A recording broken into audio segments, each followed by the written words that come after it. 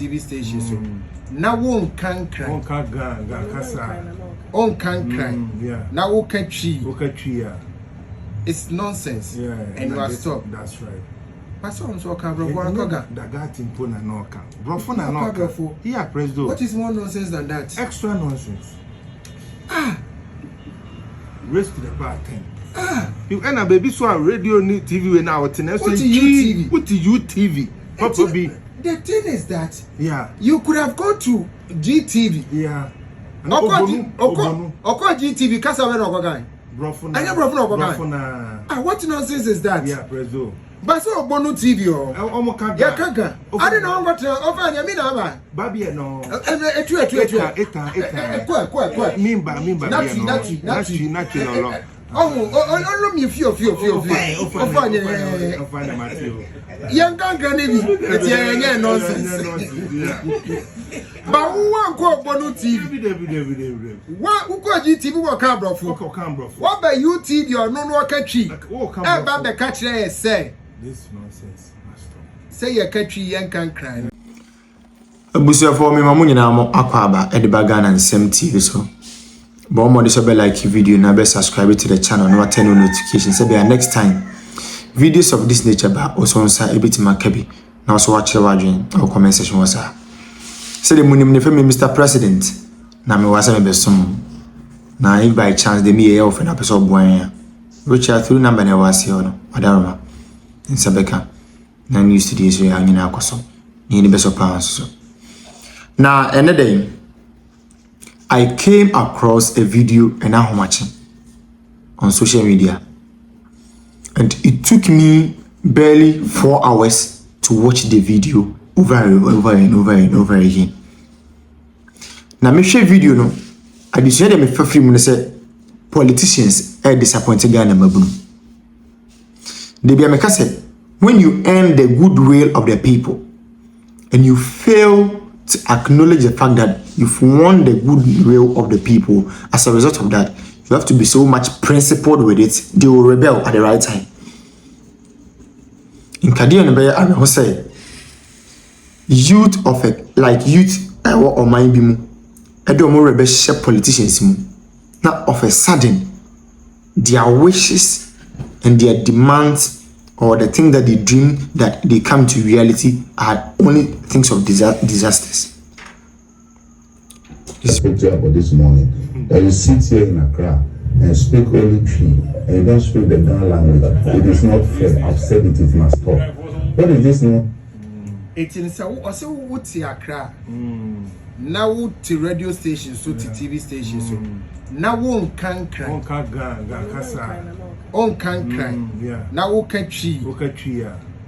It's nonsense. And you are stop. That's right. Pastor so ka bro akoga that impo na no ka. Bro for na no ka. Here president. What is more nonsense than that? Extra nonsense. Raise to the bar 10. You and a baby so radio ni TV we now ten what is you TV Papa B. The thing is that you could have gone to GTV. Oko GTV kasa we no guy.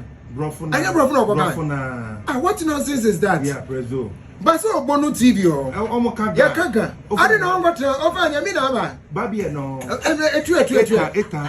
Kwa. Mimba Natu no. Oh, me fear. Ofanya Matthew. Young granny bi. It's nonsense.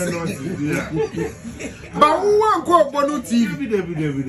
What who go GTV wo kan brofo? What by YouTube or no catchy? E ba be catch say. This nonsense must stop. Say you catchy young can cry. It's nonsense. And it must stop. Suffer.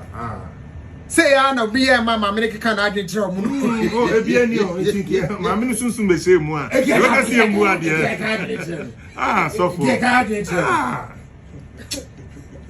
This nonsense must stop. I no quite suffer for the preaching about ebi empire and not how can this nonsense must stop. Na me so do be preaching. Not to know say gan kasa na all they can.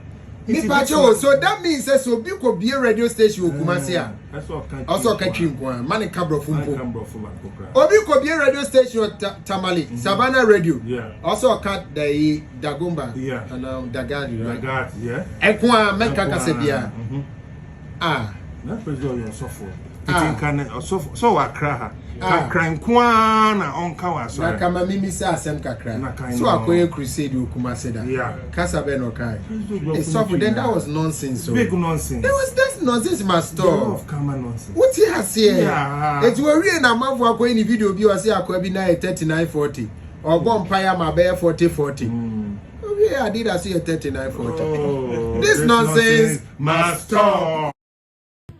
So for Rev Lawrence Tetteh 2024, ya can be a Catholic Bishops Conference say, "Womu ye nyatwom and womu nyina nkasa emfa LGBTQI+ no and a fine go see him. Sa de na ye chiwade say ya sorry ema o kan ya kan say some penny Akufo-Addo and science abel no a obesim pam ono nko one man demonstration obesim e the seat of government actually man penny Akufo-Addo say this nonsense must stop.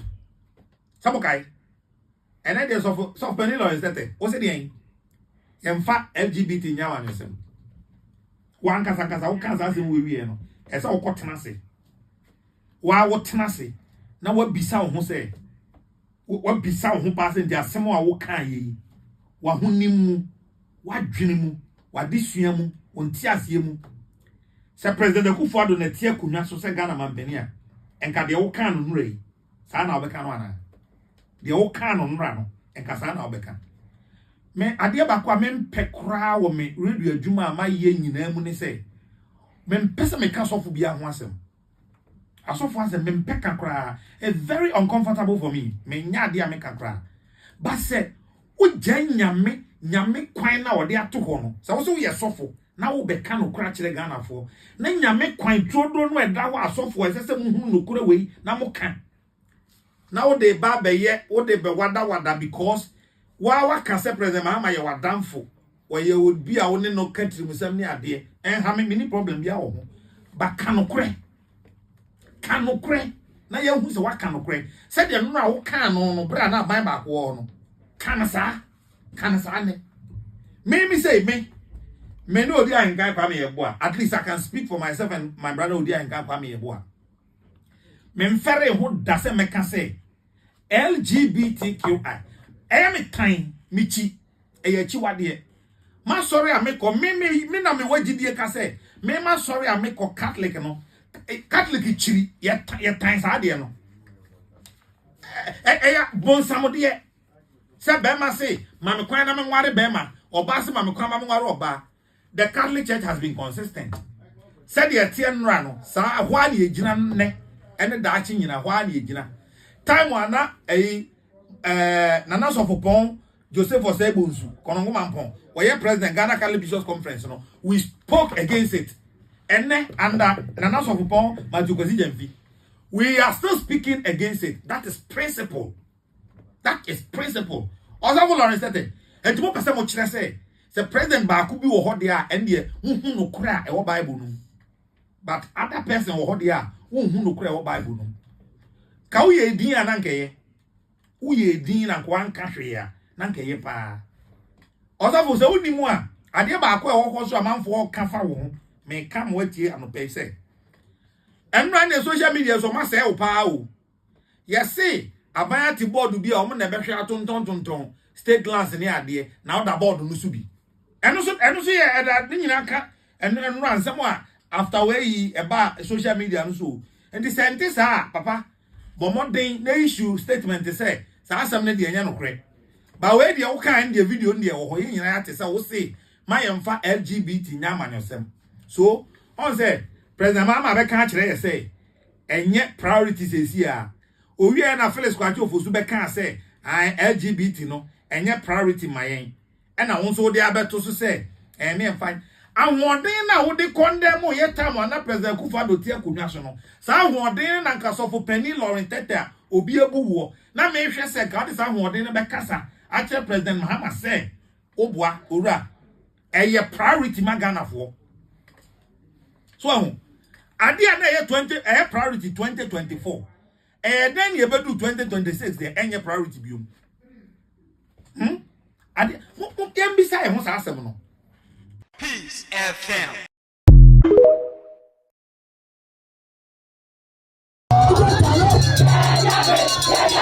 N0nesense to ye ejiri ya papa nyame amamu anka ye nte asempa enti ye ntwen emensuo ne nto na enyiri mfa ye nim time nsuo ne beto ato aso ti asra ban omompe contractor no no meye adwuma no na mfiri ho ye adwuma agu sese wo twa market yi mu a enipa nim bebre empatane gugu ha saa sese nsuo betoto yesra gata na eyiri a ekum nipa ema ye boka esa ya nnuama because of gata interman for agigi loans akase omo dwane because ye tata omo enti yesra twa na behwe odona wo ba odona enwuma ahodo ana ewo odona yesra omo asa gata no omo asa dezenga bi etwa ho eno ti ama obi ye ehunu na waba beto ya de amayen sa wukokwohwe ye ho no musasia na yenwo ye ba eno ane sa ya batena te se ekunafo yesrew amampani yesrew woni wo ministers yesremo o my god no don na fo yesremo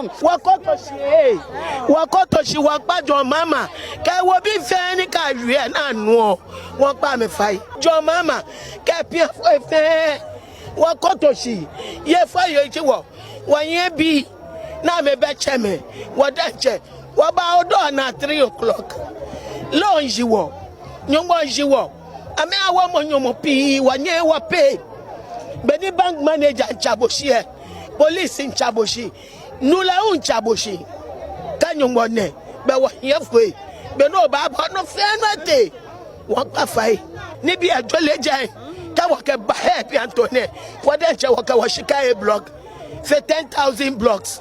Why are you Ross? I'm a fair back a camera. I'm a George Lano poker hole.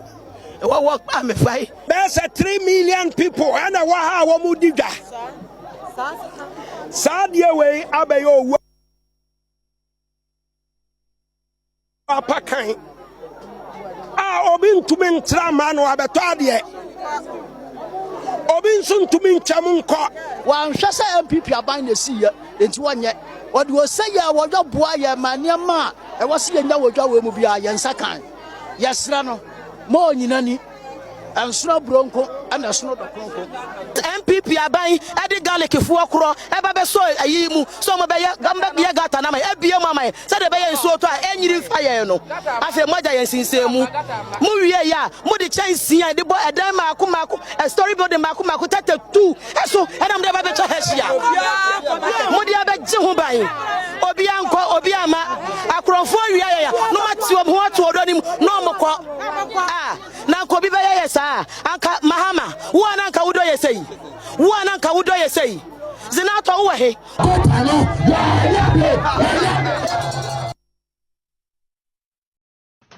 Civil society organizations say you muti as CSOs. Wama come penina so ewo natina ye Jubilee House and na kobon komo.